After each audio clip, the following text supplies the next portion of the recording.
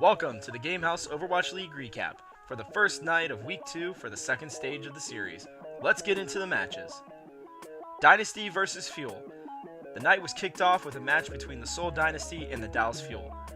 Both teams came out with a strong first map, with map completions on either side.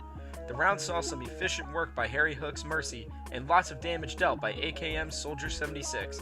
In the second round of points, the Dynasty had an edge, keeping the Fuel at 3 points and grabbing 4 for themselves. Nepal was a map that held close battles and a great deal of excitement.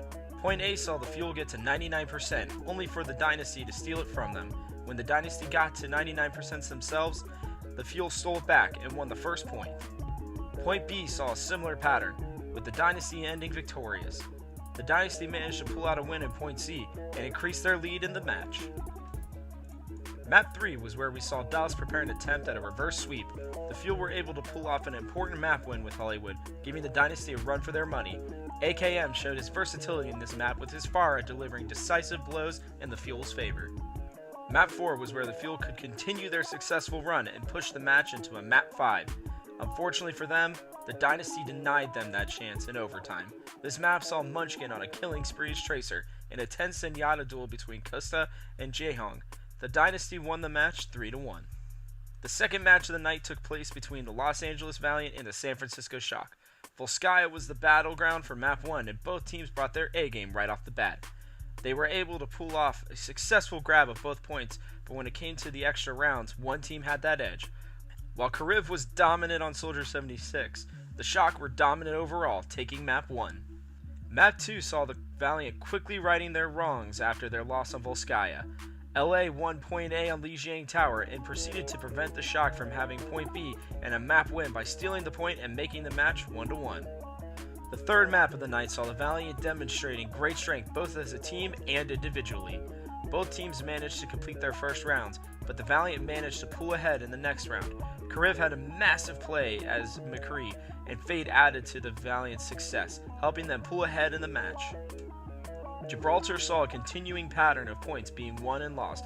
Both teams were successful in obtaining all 3 points on their corresponding attack runs, but the winner was determined in the tie-breaking rounds.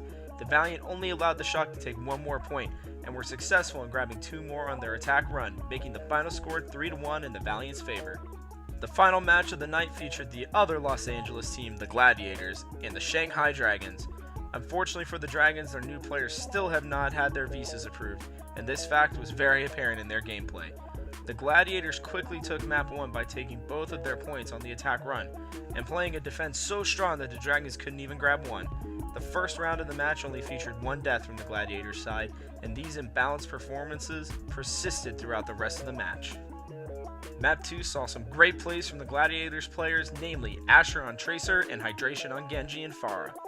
These performances allowed the Gladiators to take both points with minimal hassle and push them further ahead within the match.